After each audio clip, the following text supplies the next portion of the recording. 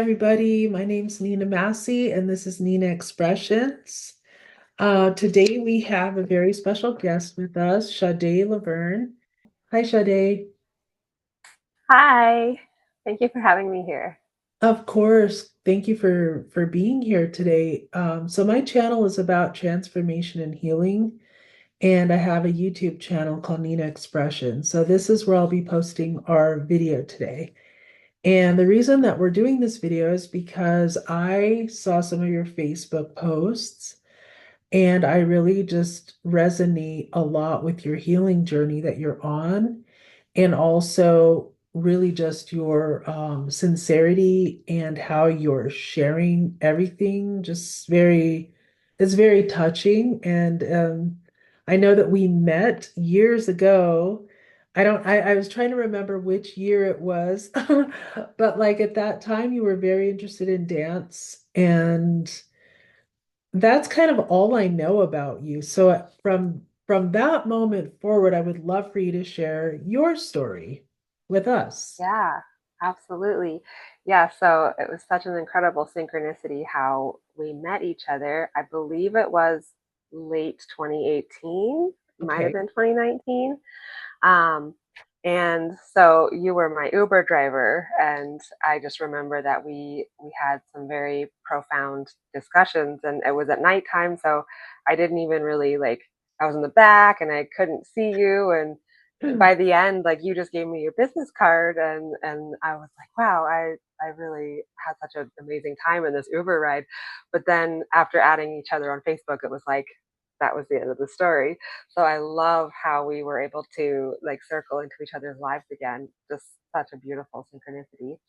Um, so at that point when we first met, I have always been a professional dancer my whole life, and um, at the time, I was beginning to start experiencing rheumatoid arthritis symptoms.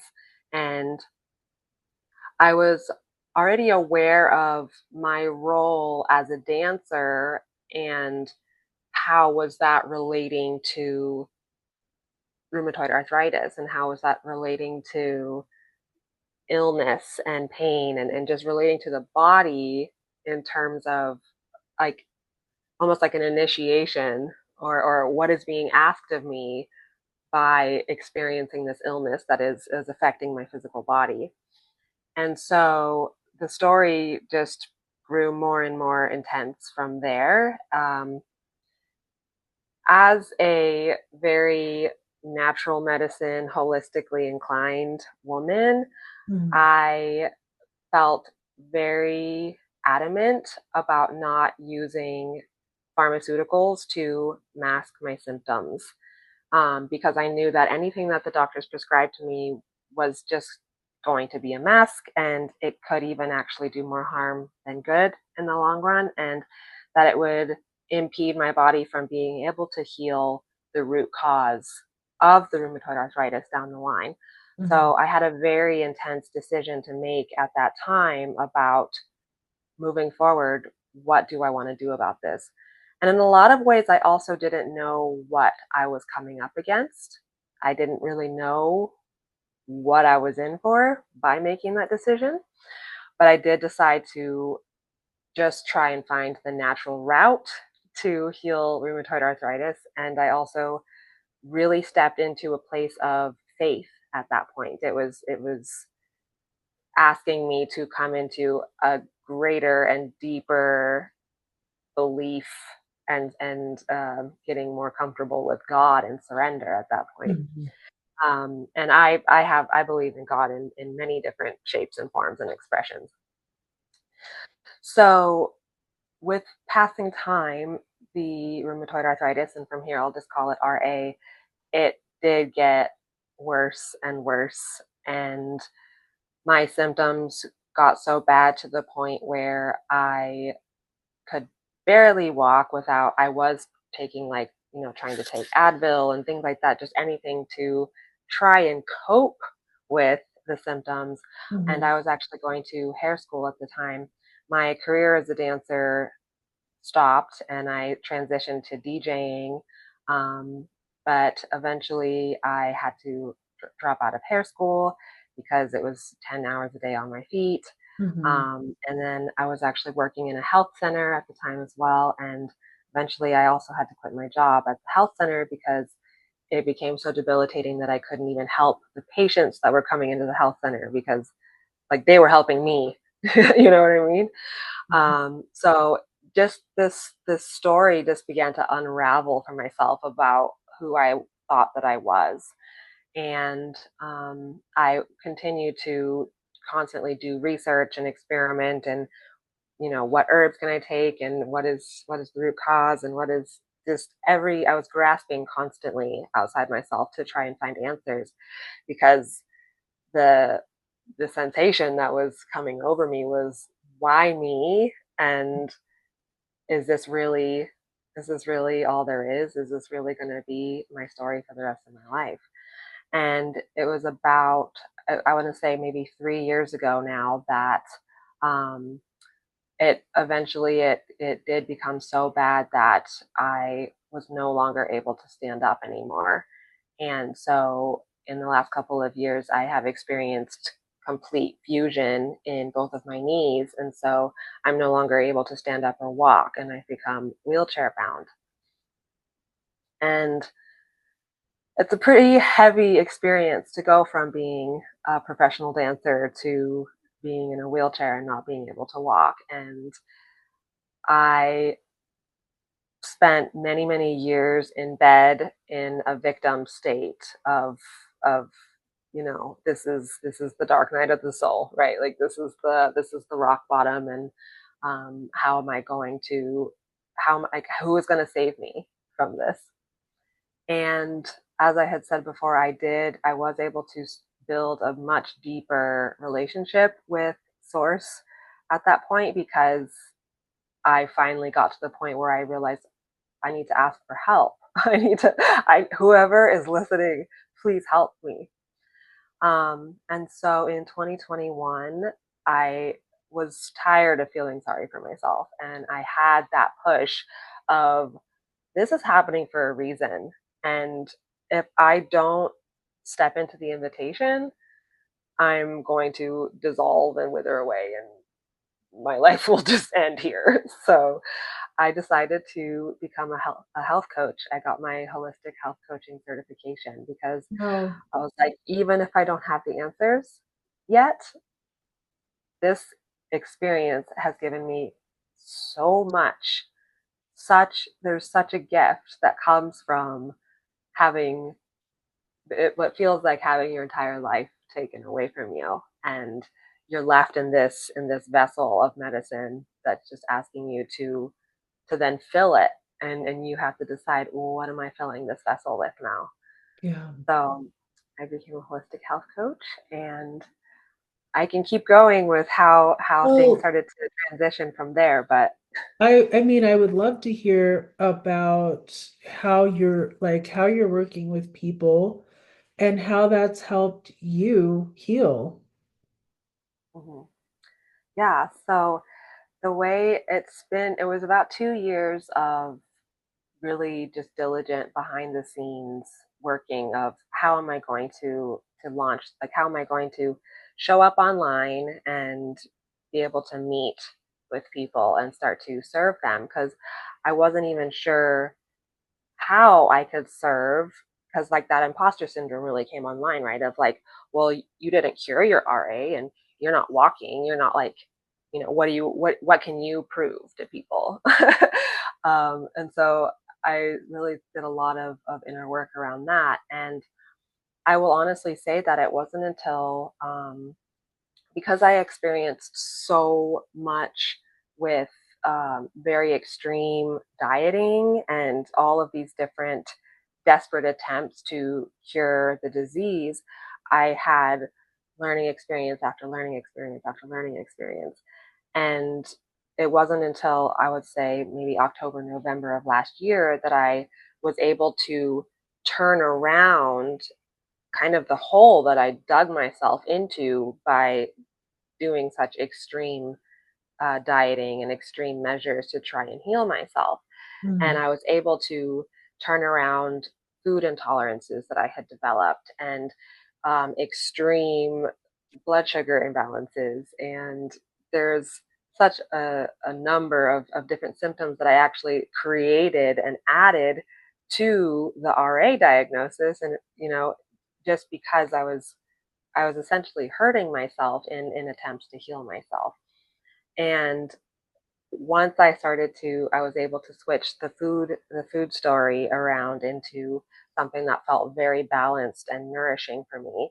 I was able to start finding this safety and this like authority in my own body, that I was like, okay, this is something I'm ready to now present to people, especially to women. And then I started to figure, okay, well, what are the other pillars? What else do I want to serve, and what else do I want to help women to step into? Because I'm not offering, oh, this is a miracle cure for making something go away. It's I'm offering an initiation. It's the initiation of however illness is showing up in your body. That's a message that's being, it's asking you to step in and listen and see what is in that. And so that is how I've chosen now to step forward and start to help serve, is to create a container where we start to look at what are the messages that are in your symptoms, and also what is the story that you have come into this life with, because the root cause of your illness isn't necessarily just some like biological thing. It could have been a story that wasn't even necessarily complete in your past life, and that you Very came much to so. this Yeah, I this agree life with you. into. I very much Yeah. agree with you on that. And that really has a lot to do with this channel, is really looking at eventually, I want to work more with people like you on this channel to really talk about how these unhealed emotional wounds have manifested into illness. And that's, just to give you a tiny bit of background, when I was in my master's program at Goddard, I was studying performance art. That was kind of around the time I met you. And I that was I have a similar journey, and so I started studying that, like how does the unhealed emotional wound like manifest in the body? So, I would love to hear more about your journey with that too. Just because I think that what you just said with the stories, I think there's so much there with these stories that we've told ourselves and that are just playing in the background that we don't even know, Mhm. that Yes. have manifested into illness. So if you'd like to tell us a little bit more about that. Yes. So the story aspect, there's a lot there, and I am that's one of the blessings that sort of came with this experience of also having to shut down and go into like hermitude of like, I left the real world, and I was able to turn in and discover what these stories are. And a lot of what came up was, wow, there are so many things from my childhood that I'm seeing now, were they became programs in my body of not being safe. Hmm. And it was all of these one thing after another, with whether it's like a father wound or a mother wound, or something that I experienced in school with like bullies or something like that. There was always this message that was being told to my inner child, that it wasn't safe to be in a body, and it wasn't safe to exist in this world, and that I needed to protect myself at all times. Hmm. And that was a very unconscious story that was playing. And when I started to dig really deep into this experience of, okay, I thought I was a very emotive and fluid and movement oriented human being, which, that can't be taken away from me.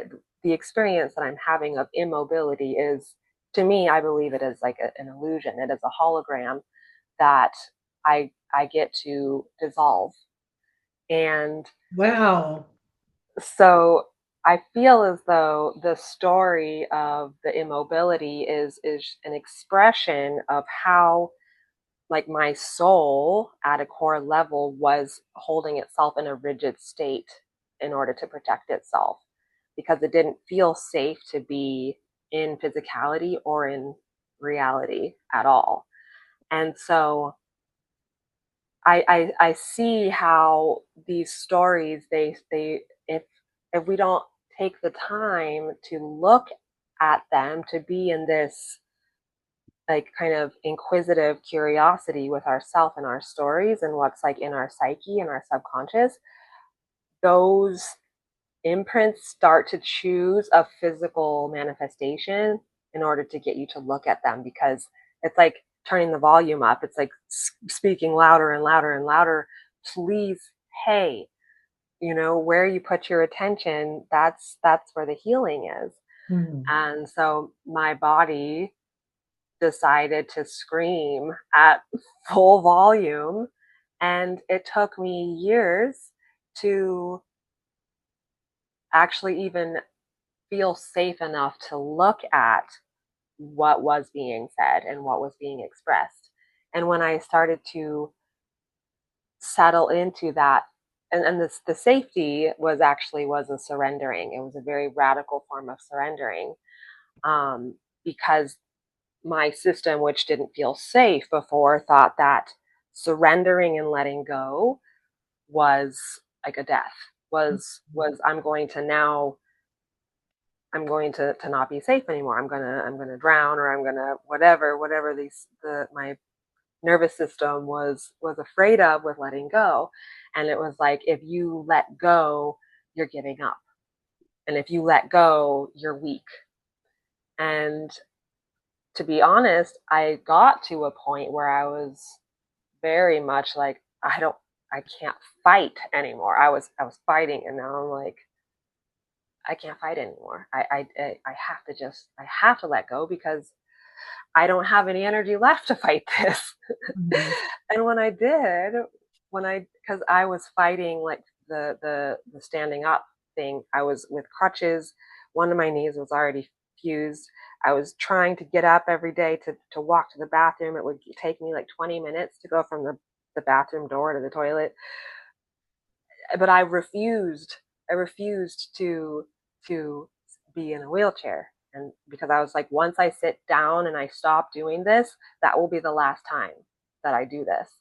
And I was so afraid of that moment. And at a certain point, I was causing myself more harm, just emotional stress, by trying to force that narrative of, I'm still upright, I'm still walking, I can do it myself. And when I finally let go, it was it was very, very hard to step into that role and be like, okay, this is the life that I'm going to live for now.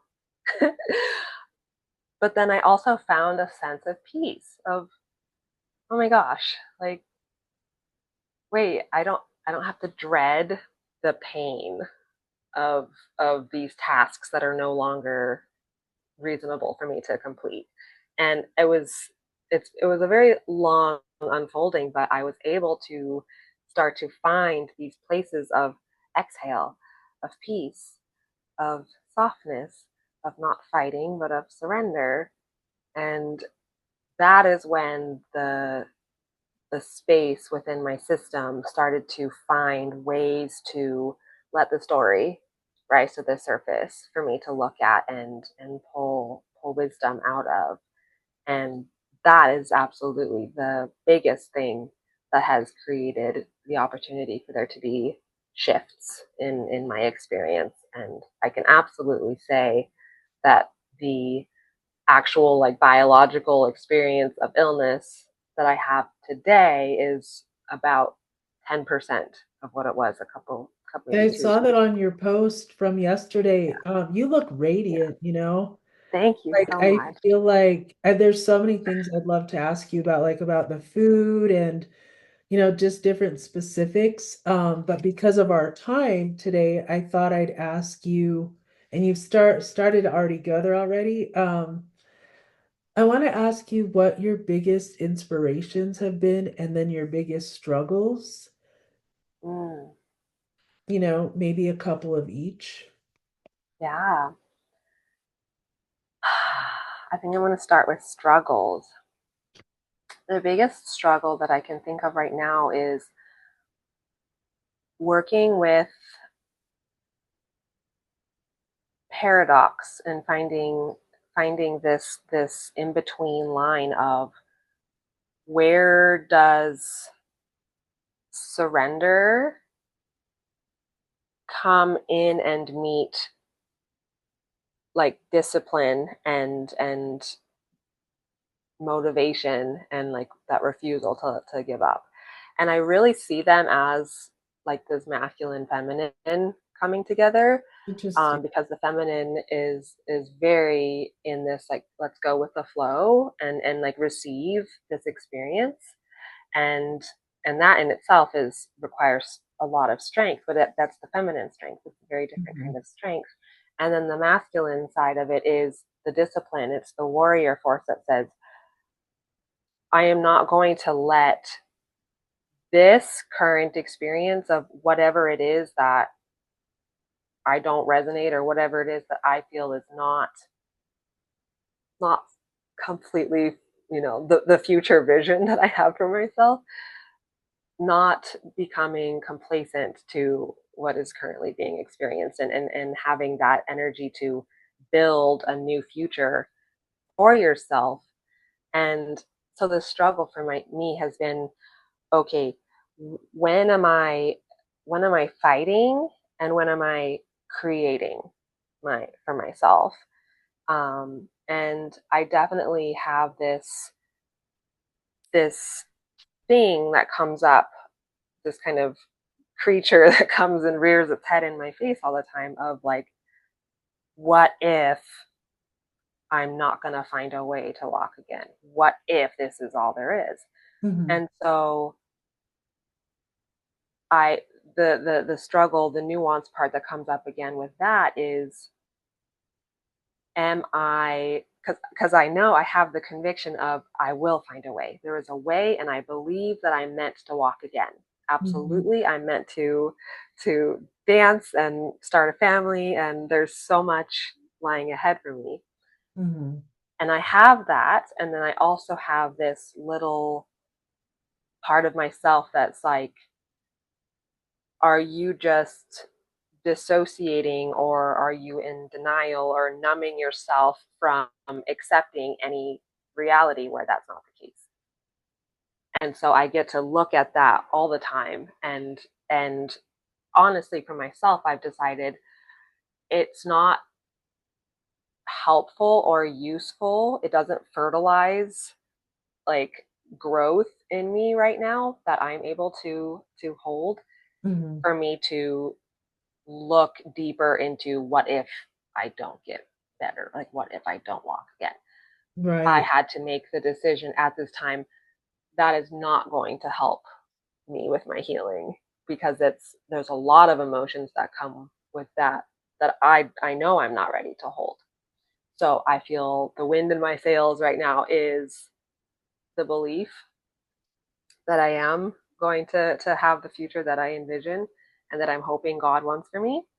Um, and the little struggle part of that is this complete naivete, and if it is, like being okay with that, just this childlike optimism. And so I guess that also kind of goes into like the inspiration part of it. The inspiration part for me has been the the blank slate that I've come from now, because all of the things that I had decided I was, or that I was trying to be in my past, I was able to realize that I had no idea who I was before. I had no sense of self-worth or value. I had no boundaries. I was just all people pleasing, like princess complex of I want to be, I want to be saved, and I want to be there was just so many things that I was giving my power away to everywhere except for myself. Right. And so it was such a great and wonderful thing to have all of that taken away and to just sit there and come into this space of, if I lay here for the rest of my life and I do nothing, I am still 100% at my highest value. I am not what I do or what I go and create or who I'm with or what I look like or what I am able to do. All of that is just the extra little bits. The core essence of who I am and the core essence of my value is just completely transcends all of that. And Mhm. so, you like someone who there is in a vegetative state, let's say in a coma or something, like who say that that person isn't worth anything? Like that is, and so I stepped into that for myself. I was like, I would never cast that judgment on someone else who was in a circumstance like I was. I Right. would never cast that judgment. And so why am I placing that upon myself? And I love that's really where the that. inspiration comes from, is I want to help share that medicine with the world about our value is so different than what we think it is or what we've been led to believe and programmed to believe that it is. So that's what I would like to end with. What is one thing you want everyone to know right now? I want everyone to know. It doesn't have to be so profound. It could just be like where you're at in the moment. Yeah. Well, it comes down to asking yourself those questions, and it really is so difficult, like that idea of like, oh, who am I? And we don't really get to know until we find out. But I invite you to sit in that space, especially with, if like, let's say you're doing a journal practice, you write down all of the words that you can think of that you identify with. I'm a mother. I am married. I am a waitress. I'm a dancer. All of these things that you feel you identify as. And then just cast that aside. If you were none of those things, then who are you? And you just keep digging deeper and deeper and deeper and see if anything comes up that is painful or, epiphany or, super uplifting, and start to like create a new sense of self and start to find a new story that aligns with a very like non-tangible concept. Very like more existentially vast. And it really, really helps then to take that back into yourself, and it creates this center. It creates this pillar within yourself that is very unshakable, and then your circumstances no longer are dictating that sense of self or your sense of self-worth, or even like your emotions from day to day. You're a much more like grounded and stable person, I I would say. love that. I really love that. Thank you so much. How do people get a Thank hold of you if you. they'd like to work with you? Or I'm sure people are going to resonate with what you're saying. First of all, do they have to be dealing with autoimmunity right now, or can it be anyone that just has resonated with you that can work with you? Yes, Then how do they get absolutely. So the way that I see it is I work with spiritually awakening women who feel held back by limited beliefs and potentially chronic illness symptoms. So if there is any part of you as a being that is not in your epic self, that it feels like you have all these stories that are keeping you small and you're afraid to take that next step into becoming the self that like sets your soul ablaze, that's that's what I am here to help guide you to do. And Excellent. I I do have my first webinar ever that I'm launching for free in Oh, January, wow. on January 11th. And that is called Reclaim Your Temple. And it's about building safety in the body through ancestral nourishment and somatic experiencing. Ooh, love it. And I can share a link with you so that you can put it in the description if you'd like. I And will. then, of course, Instagram at Sade Laverne is a super great place to find me. And in the spring, I'll be launching my transformational coaching course as well. So definitely keep an eye out for that. That's called Alchemy, and it takes you through Alchemy? the seven stages of alchemy for healing and stepping into your epic self. Wow, that sounds amazing. I love all that you're doing. And I mean, your story is so inspirational.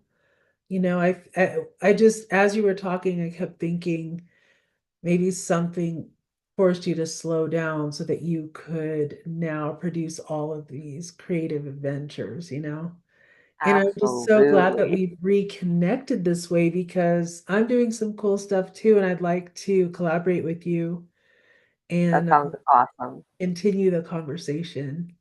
Yes, please, please, please. I would love nothing more. Okay, well, thank you for your time, and we will be in touch. Hope to see you January 11th again. Yes, I would love that. Bye, everyone. Thank you. Bye. Thank you.